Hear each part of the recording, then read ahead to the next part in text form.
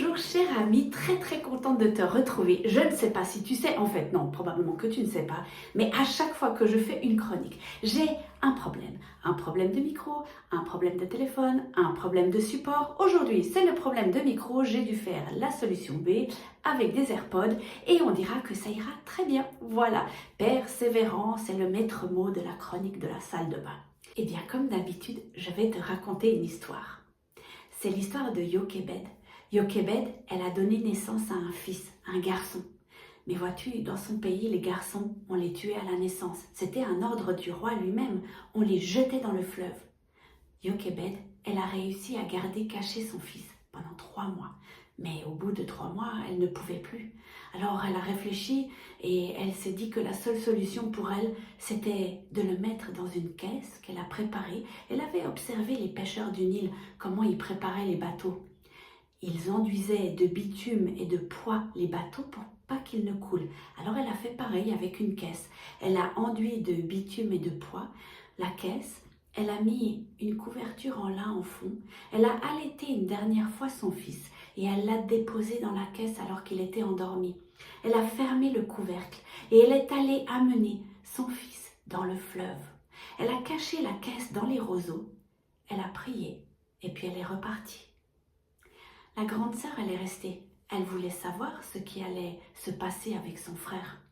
C'est à ce moment-là que la fille du roi est venue se baigner, à cet endroit précisément, la fille de Pharaon. Quand elle a entendu pleurer le bébé dans la caisse, elle a envoyé une servante qui a ramené la caisse. Quand elle a ouvert la caisse, elle a trouvé le bébé si beau qu'elle a décidé de le garder pour elle. C'est à ce moment-là que la sœur a pris son courage à 2 mains.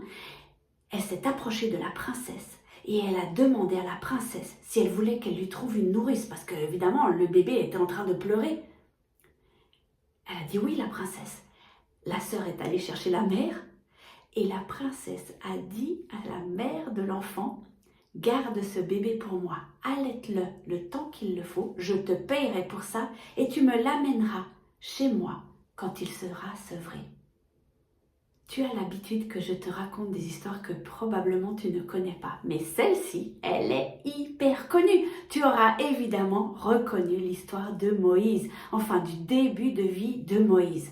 Moïse qui veut dire sorti des eaux, on comprend pourquoi. Cette histoire, elle me poursuit ces derniers temps. Elle revient sans cesse, dans des prédications, dans des choses que j'entends. Et quand c'est comme ça, je me dis, qu'est-ce que Dieu veut bien m'apprendre là-dessus? Le week-end passé, j'ai fait un week-end des femmes formidables. Je t'en ai déjà parlé, d'ailleurs je salue celles que j'ai vues à ce week-end.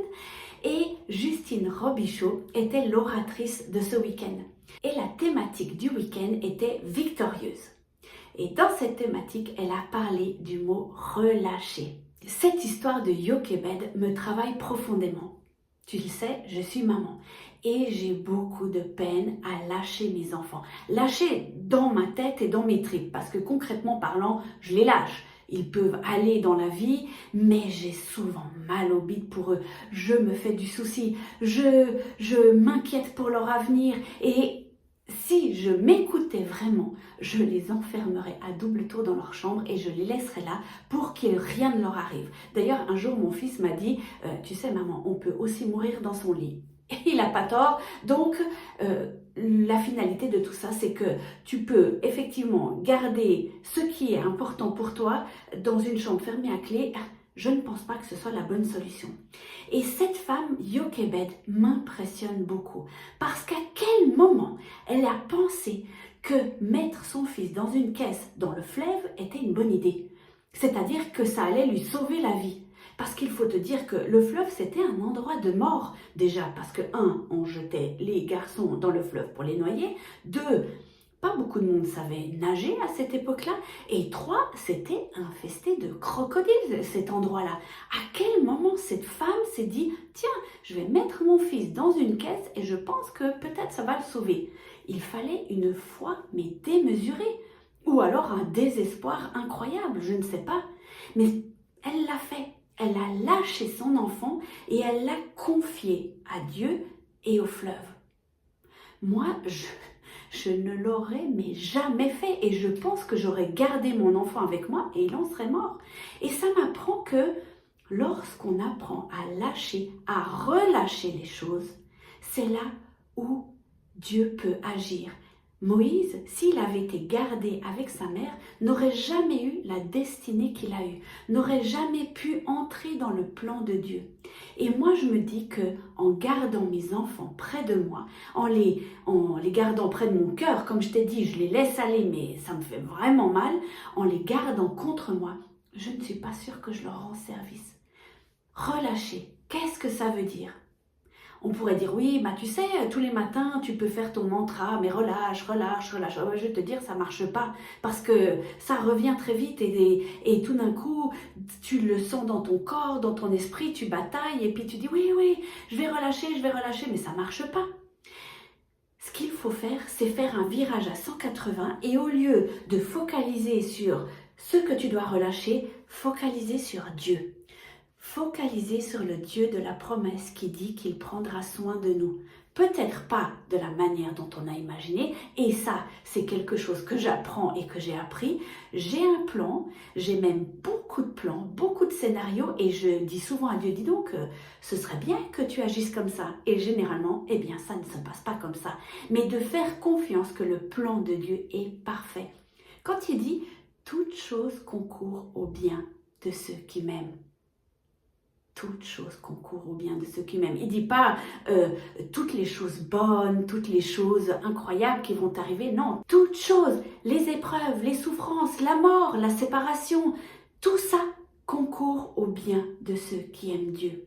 Mais c'est hyper difficile parce que moi, en tant que maman, ça me tord les boyaux de voir mes enfants souffrir. J'aimerais 1000 fois mieux souffrir à leur place. Mais ce n'est pas leur rendre service du tout. Parce que c'est comme ça la vie, c'est comme ça qu'on apprend. Et Dieu a prévu un plan parfait pour eux, pour que ce soit à sa gloire, à lui. Et mon travail de maman, c'est d'aller prendre cette caisse et de la mettre dans les roseaux. Et Dieu pourvoira à tous les besoins. Ce qui est incroyable dans cette histoire, tu es d'accord avec moi, c'est que n'importe qui aurait pu trouver Moïse. C'est la fille de Pharaon en personne qui le trouve. Et ça fait partie du plan parfait de Dieu. Moïse, pour s'occuper du peuple d'Israël, avait besoin d'une solide formation. Et la meilleure formation au monde à ce moment-là, c'était d'aller chez Pharaon. Il a appris à lire, à écrire, à diriger, à être un prince. Et ça lui a servi toute sa vie. Et puis ce qui est incroyable, c'est que Dieu est le Dieu des détails. Tu as remarqué que lorsque la princesse dit oui, tu peux allaiter cet enfant, elle n'a aucune idée que c'est la mère, et elle lui dit, je vais te payer. Tu te rends compte, la propre mère de l'enfant va être payée pour allaiter son fils. Mais c'est génial, Dieu pourvoit dans tous les détails. Et ça m'encourage beaucoup. Alors oui, il faut exercer sa confiance en Dieu. Et c'est peut-être ça le point, c'est de regarder à Dieu, regarder qui il est fidèle, il est bon, il pourvoit. Toutes choses concourent au bien de ceux qui aiment Dieu, même les choses les plus terribles. Alors peut-être que tu as du travail cette semaine. Moi, je sais que dans les prochaines semaines, je vais avoir du travail, beaucoup de travail pour lâcher mes enfants dans mes tripes, dans ma tête, dans mon corps, pour que Dieu en prenne soin et qu'ils puissent entrer dans leur destinée. Tu peux faire le parallèle si tu n'as pas d'enfant avec ton travail par exemple, ou peut-être avec un neveu et une nièce pour qui c'est hyper important pour toi, ou peut-être pour quelque chose auquel tu tiens vraiment, ta santé, je ne sais pas, tes projets. Mets tout ça dans une caisse et confie à Dieu parce qu'il va en faire des choses magnifiques, bien plus belles que ce qu'on aurait pu imaginer. Alors je te souhaite un bon travail, déjà de mettre du bitume et de la poix dans ta caisse, de mettre le bébé dedans, de refermer la caisse, d'aller dans les roseaux. Voilà, moi je sais ce que je vais faire. Alors, bon travail et moi je te dis à bientôt.